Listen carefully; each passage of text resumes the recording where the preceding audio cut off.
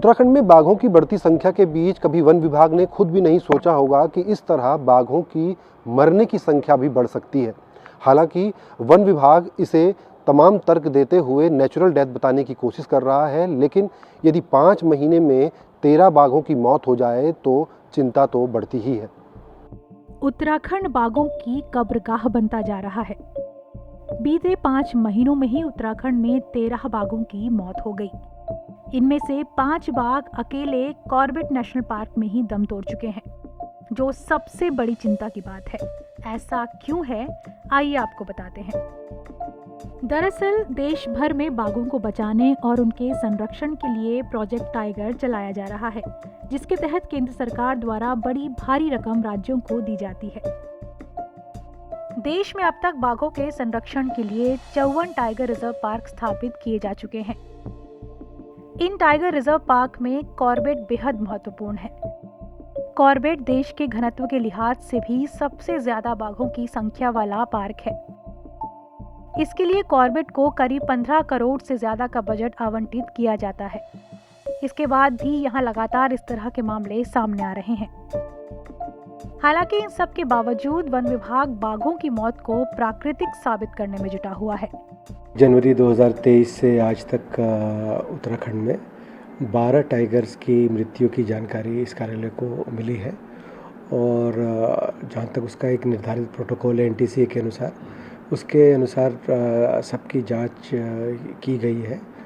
और कुछ क्षेत्रों में मैंने विशेष रूप से कुछ प्रकरणों में जांच के लिए संबंधित मुख्य वन संरक्षक को निर्देशित किया है और उनके स्तर से भी इसकी जांच की जा रही है, गहन जांच, और उसका विवरण भी इस कार्यालय को उपलब्ध कराया जा रहा है। जहां तक बाघों की मृत्यु का सवाल है, मैं 2 चीज़ें स्पष्ट करना चाहूँगा कि उत्तराखंड का जो हमारा क्षेत्र है वहाँ पर बाघों की जो संख्या है वो भारत में अगर हमारा क्षेत्रफल देखा जाए उसके अनुपात में उसका घनत्व बहुत अधिक है। और अभी जो कुछ दिनों पहले जो पूरे प्रदेश में बाघों की संख्या का जो आकलन जारी किया गया था, उसके अनुसार सबसे अधिक वृद्धि शिवालिक लैंडस्केप में और इसका जो भूभाग है तराई का, उसमें लगभग 150 बाघों की संख्या की वृद्धि अंकित की गई है।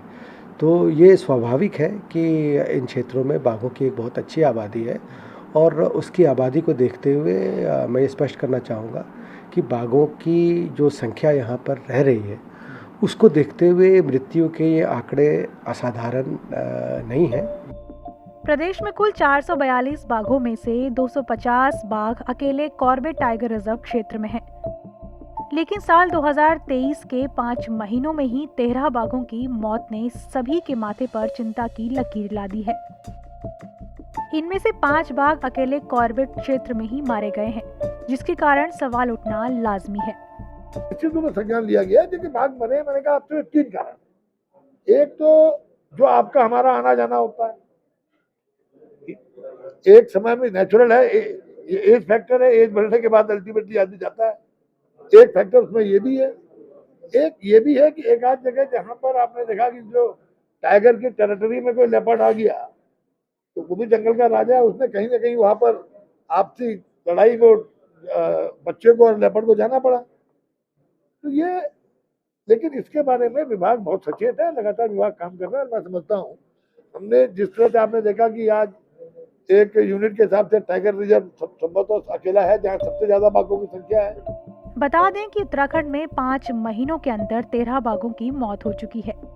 इनमें से करीब सभी मौतें कुमाऊं मंडल क्षेत्र में रिकॉर्ड की गई हैं। इसकी जांच सीसीएफ कुमाऊं को सौंपी गई है।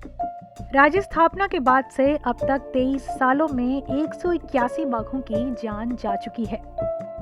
और इतना सब होने के बाद भी वन विभाग और अधिकारी चेतने को तैयार नहीं है। बाघों के मरने का कारण क्या है ये तो जांच के बाद ही पता चलेगा, लेकिन इतना तय है कि यदि एक भी बाघ मरता है तो इसे वन विभाग सामान्य तौर पर नहीं ले सकता। और जब बात 13 बाघों की हो तो जाहिर तौर पर एक गहन चिंतन की बात भी है और वन विभाग को ये सोचना होगा कि इतने बड़े बजट को खर्च करने के बाद भी क्यों इन बाघों में आपसी संघर्ष और तमाम कारणों से इनकी मौतें हो रही हैं। देहरादून से कैमरा पर्सन परवीन सोनकर के साथ नवीन उनियाल, ईटीवी भारत।